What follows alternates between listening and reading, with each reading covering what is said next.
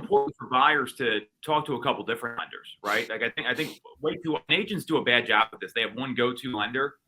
Sometimes your go-to lender can't fund the loan. And there's companies out there that will offer a free float down if the rates drop by a certain percentage. So Byron, to your point, and like that a long weekend, historically, there's deals to be done on Memorial Day weekend. I find if you want to out hustle the market a little bit, you might need to be exploring that, or at least bringing that option to the table for your clients. And this article Lisa put out there for us from Zillow, 41% are concerned about rates. 45% want to know what they can afford. 56% want to know all the costs. I mean, the rate is a cost. So if you're just going to your lender that you like, instead of, hey, here's an array of products, a non-QM lender would be someone good to have in your back pocket, because some people don't have 2 years of income. I mean, we're all real estate agents, right? I mean, we know how that goes. You want to have people that have some innovative products. There's a lot of lenders like that out there. And then obviously your go-to is a great one too. I'm a big fan of giving 3 options to people, because that way they can research it themselves and you can give them some guidance in there instead of just locking into one. Yeah. Talking to Greg Schwartz and Sean over at Tomo, who runs the lenders there, they're doing a lot of non-QM because of that point where right now, if you're a business owner with kind of the high interest rate world that we're in, and your ability to, move money around, invest in your business and these types of things, non-QM makes sense for that individual. Even knowing what non-QM is and being able to explain it as a knowledge broker is important, right? So it's not a Fannie or Freddie loan. It's a non-qualifying loan, right? So Fannie and Freddie are conforming government loans. Being able to distinguish between the two is helpful, just to maybe educate somebody that you meet at the Jersey Shore who's thinking about buying a place in Philadelphia. And it's like, well, I'm a business owner. I can't really buy. The rates are high. They're not really going to approve me.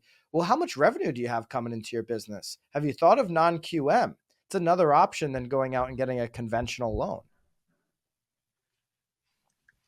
I mean, Tomo's the company I mentioned that offers the float down. I mean, they offer a 120-day rate lock without an agreement of sale. I mean, that's not a normal product, right? So if rates do come down and you're buying in the next 4 months, that's another option to get some certainty around your payment. I know, Lisa, you're working with a lender who's offering a free appraisal in the next 3 years. So is there a lender in your is it the next 3 years or the next 2?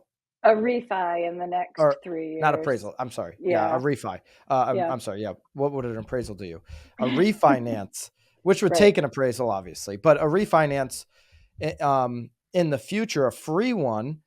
And so is there a lender in your marketplace that's doing that, that's offering that type of service and having those types of options for your buyer, so that the more options, the more knowledge that you have, the better. All right, Tom, what do we want to wrap up with here so that you can get down to the shore and fill up your high noons and It's such a hard time. I mean, I don't. You moved to Florida, so you're at the beach all the time, and I go down one holiday weekend a year. I haven't been to the beach. I call BS one holiday weekend. Yeah, what? I haven't been to the beach all year. All year. Labor Day. I don't know what you guys are talking. I'm on the golf course. If you want to find me, it's in the golf course. If you want to find Lisa Chinatti this weekend, it's going to just call the Chinatti office. She'll be the one picking up the phones. Exactly. I'll be picking up the phones and ordering a home value lead this week. Tom, I'm actually going to be doing just that too. Lisa, Tom, let's spend our entire weekend just prank calling the Chinatti offices. I'll do it from the golf course. You can do it from the beach. We'll just keep acting like there's a reason my revenues are higher than both of yours. That's all I'm going to say. I'm going to leave that right there. There's a reason my revenues are higher than both. Well, it's the average price point that we talked about. Yeah, because I make the calls outside of my market where it's tough. And Lisa's figured out the secret sauce. If you want to increase the average price point, it's something that, listen, I mean, 320 deals at the median price point, which is where my team's at right now, year to date. At the price point west of our market, the increase in pay for everybody, right? Agents, team, revenue would be significant. I agree with you, Lisa. Revenues. But you're going to play golf instead of looking at lead genning and booking appointments and getting those opportunities. I mean, I have too many leads. I'm looking at lead subtraction right now. I'm looking at lead subtraction, not lead generation. Dude, I'm there too. Trust me. It's just that I've still got to like service the ones that are coming in. Bad news bears.